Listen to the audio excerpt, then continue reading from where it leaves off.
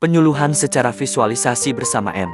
Solihin, SPPPL Desa Bukit Barisan dengan materi kali ini budidaya jagung yang adaptif. Halo, selamat datang di pembahasan kita kali ini. Hari ini kita bakal membedah sebuah krisis senyap yang lagi mengancam area agraris, contohnya di Desa Bukit Barisan. Kita akan cari tahu gimana caranya membalikan tren panen jagung yang makin hari makin anjlok, sekaligus membongkar cetak biru yang bisa menyelamatkan lahan pertanian kita dari kehancuran. Yuk kita mulai. Oke, sebelum kita melangkah lebih jauh, saya mau nanya satu hal yang cukup mendasar nih. Pernah nggak sih kepikiran kenapa menanam komoditas yang sama terus-terusan di lahan yang sama atau yang biasa kita sebut monokultur justru perlahan-lahan ngebunuh tanah itu sendiri? Gimana ceritanya lahan yang ngasih kita makan malah kehilangan nyawanya sedikit demi sedikit? Nah, paradoks ini yang bakal kita pecahkan bareng-bareng sekarang. Di pembahasan kali ini kita punya 6 poin utama. Ancaman pertanian monokultur, transisi ke sistem regeneratif, fondasi tanah dan air, geometri ruang dan ketahanan benih, ekosistem sirkuler tanpa limbah, dan terakhir, akselerasi inovasi masa depan. Kita masuk ke bagian pertama, ancaman pertanian monokultur. Ini dia paradoks yang lagi dihadapi banyak petani kita. Jagung itu kan komoditas emas ya, ibarat urat nadi pendapatan mereka. Tapi, nanam jagung terus-menerus tanpa ngasih waktu tanahnya istirahat, itu memicu krisis senyap di bawah permukaan. Penurunan hasil panen yang terjadi sekarang bukan cuma sekedar wah, lagi apes aja musim ini, bukan. Ini adalah tanda matinya kapasitas produksi lahan secara permanen kalau kita nggak buru-buru bertindak. Bayangin deh, lahan itu pelan-pelan hancur karena masuk ke dalam lingkaran setan. Pupuk kimia terus-terusan menguras bahan organik tanah. Efeknya, tanah jadi keras, nggak bisa nahan air. Kesuburannya merosot tajam, dan tanamannya jadi stres. Nah, tanaman stres ini ibarat prasmanan gratis buat hama perusak. Terus, apa yang biasanya dilakukan? Petani terpaksa nyemprot lebih banyak racun kimia. Ini tuh persis kayak minum obat pereda nyeri, tapi lukanya sendiri nggak pernah diobatin. Makin lama, makin parah. Bapak M. Solihin, seorang penyuluh lapangan, merangkum 4 pembunuh utama produktivitas lahan kita. Pertama, kesuburan tanah yang terus menurun. Kedua, ledakan hama dan penyakit. Ketiga, bahan organik tanah yang habis terkuras. Dan keempat, ketergantungan ekstrim pada pupuk kimia. Paham soal musuh-musuh ini tuh krusial banget, karena ini alasan utama kenapa sistem lama udah nggak bisa dipertahankan lagi. Lanjut ke bagian kedua, transisi menuju sistem regeneratif. Sistem bertani kita yang lama itu sifatnya sangat ekstraktif. Tergantung banget sama kimia, limbah panen main bakar aja, pasrah sama curah hujan, dan baru panik nyemprot pas hama udah nyerang. Nah, sistem regeneratif ini ngerombak total kebiasaan itu. Kesuburan dirawat secara terpadu, limbah disulap jadi kompos bernilai, air disimpan dan dikonservasi, dan hama dicegah sebelum mereka sempat datang. Ini bukan cuma ubah metode ya, tapi pergeseran pola pikir yang total. Jadi gimana cara kerjanya? Sistem ini ditopang kokoh oleh 3 pilar utama. Fondasi tanah dan air, geometri ruang, dan ketahanan benih, serta ekosistem sirkuler. Ini tuh satu kesatuan, runtuh satu pilar aja, sistemnya bakal pincang. Yuk kita bedah satu persatu pilar-pilar ini. Bagian ketiga, fondasi tanah dan air. Pilar pertama ini fokusnya ngebangun ulang rumah si tanaman.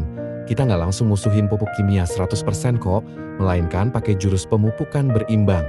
Kita campur pupuk organik buat ngebangunin cacing dan mikroba tanah yang lagi tidur, ditambah dosis pupuk kimia yang super presisi, cuma sesuai kebutuhan aja. Dan sisa panen, jangan dibakar, dijadiin selimut atau mulsa aja buat nekan penguapan dan ngikat air di tanah. Pinter kan? Kita masuk ke bagian keempat, geometri ruang dan ketahanan benih. Pilih benih yang tahan banting dan anti penyakit itu wajib hukumnya. Tapi nih, sebagus apapun benihnya kalau ditanam umpel-umpelan kayak penumpang kereta di jam sibuk, ya percuma. Ngatur jarak tanam atau geometri ruang ini vital banget. Jarak yang pas bikin akar nggak saling berantem rebutan makanan. Sirkulasi udaranya lancar jadi bebas jamur, dan pastinya setiap helai daun dapat sinar matahari yang maksimal buat fotosintesis. Lanjut ke bagian kelima, ekosistem sirkuler tanpa limbah. Pilar ketiga ini menurut saya jenius banget. Kerjanya mirip mesin abadi yang muter terus.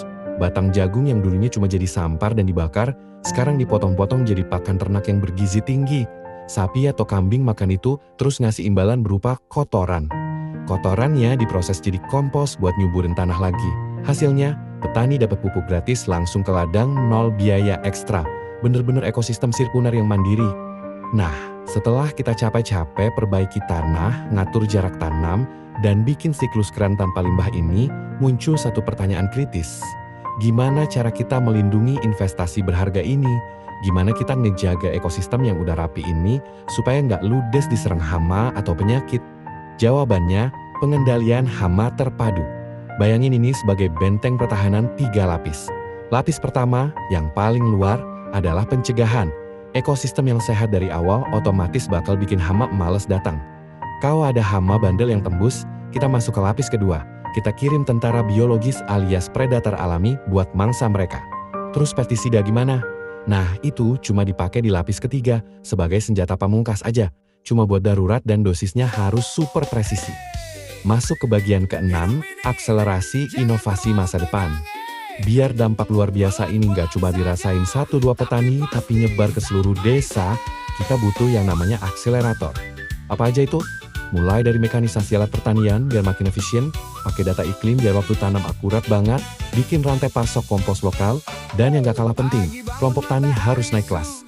Dari yang cuma kumpul-kumpul biasa, berubah jadi entitas bisnis kolektif yang kuat. Coba deh bayangin kalau semua kepingan puzzle tadi disatukan. Inilah hasil akhirnya.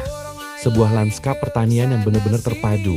Ladang jagungnya, sistem airnya, peternakannya, sampai rumah komposnya, semuanya kerja bareng secara harmonis. Sistem ini tuh proaktif, bukan reaktif lagi. Tahan banting lawan cuaca ekstrim karena tanahnya kaya air, dan pastinya hemat biaya karena pupuknya bikin sendiri. Ujung-ujungnya, ini menjamin panen yang melimpah dan benar-benar berkelanjutan. Ada satu pesan luar biasa kuat dari Pak Solihin yang harus kita ingat. Beliau bilang, lahan yang sama itu nggak harus menghasilkan panen yang makin lama makin nyungsep. Degradasi lahan itu bukan takdir apalagi kutukan, itu cuma akibat dari cara yang salah. Artinya apa? Dengan inovasi, manajemen yang benar, dan tekad buat terus belajar, kita punya pilihan untuk menghidupkan kembali tanah kita. Nah, kita udah sampai di ujung penjelasan nih. Anda udah dengar sendiri strateginya, Anda udah lihat gimana sistem sirkuler tanpa limbah ini bisa bekerja dengan sangat cantik. Pertanyaannya buat Anda sekarang, gimana prinsip-prinsip regeneratif ini bisa Anda aplikasikan untuk merombak pertanian di daerah Anda sendiri? Pelajari lebih jauh, bayangin potensinya, dan mulailah berinovasi dari lahan yang ada di depan mata. Terima kasih banyak udah nyimak dan sampai jumpa di pembahasan selanjutnya.